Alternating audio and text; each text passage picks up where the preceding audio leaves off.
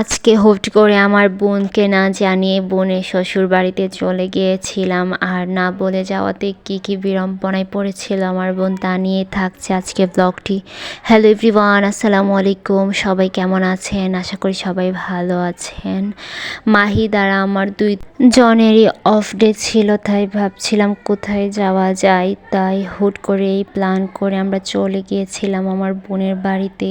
তো সকালে ঘুম থেকে উঠে রেডি হয়ে পড়ি, আর যখন রেডি হয়ে আসতে থাকি রাস্তায় ভ্যানওয়ালার কাছ থেকে কলা কিনে নিয়ে ফেলে।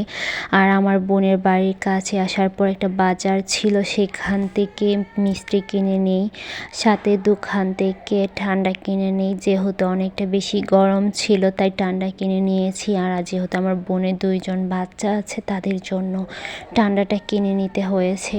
তো দিক দিয়ে আবার পান দেখে আমার পান খেতে ইচ্ছে করছে, তাই আমি পান খেয়ে নিচ্ছি। আর আমার ইদানিং পান খেতে খুব ভালো লাগে।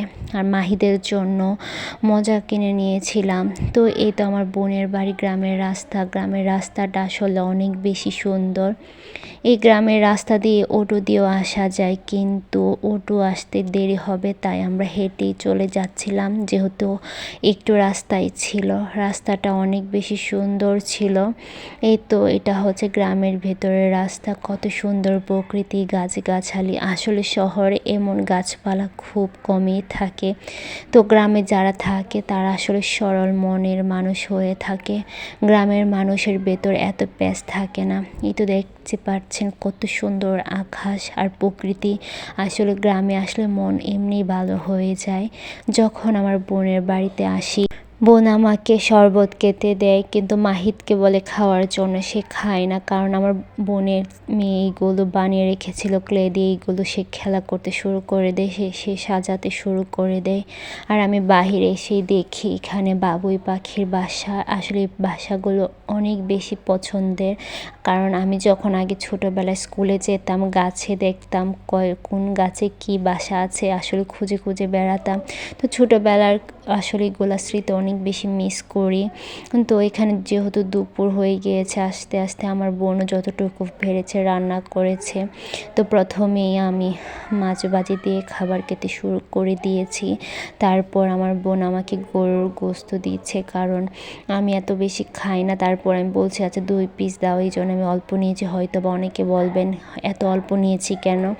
আর আমার গ্রামে আসতে খুব ভালোই লাগে, আর আমি সবসময় চেষ্টা করি গ্রামেই বেশিরভাগ সময় বেড়ানোর জন্য। আর অল্প পরিমাণের ডাল নিয়ে আমি আমার খাবারটা শেষ করে ফেলি। তারপর বের হয়ে পড়ি বাড়ির চারপাশটা ঘুরে দেখার জন্য। এই তো বাড়ির চারপাশ কত সুন্দর প্রকৃতি, দেখতেই পাচ্ছেন। এখানে আবার তারা খেলা করছিল, কি জানি একটা জামরুল একটা ফল আছে, এগুলো তারা পারছিল। আমি বলছিলাম আমাকে দেওয়ার জন্য, এই তোমাকে দিলাম, আর আমি খাচ্ছিলাম। অনেক বেশি টক লাগে এগুলো খাবার খেতে। আবার এই তো ছোটোবেলার বুট চলে এসেছে, এইগুলো খেলাম। এখন আমি বাড়ির সামনে চলে এসেছি। বাড়ির সামনে প্রকৃতিটাই দেখেন কত বেশি সুন্দর, গাছগাছালি ভরা। তো এভাবেই আমরা সারাটা দিন এনজয় করি। বিকাল হলে বের হয়ে পড়ি বাসায় যাওয়ার জন্য।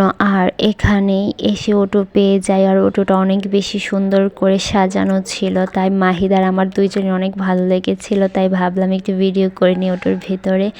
তারপর আমরা চলে গিয়েছিলাম গুরুদয়াল মাঠে, সেখানে মাহিদকে আবার একটু খাওয়াচ্ছিলাম, কারণ বাহিরে আসলে মাহিদকে একটু খাওয়ানোর চেষ্টা করি, আর তার মনটা ভালো থাকে।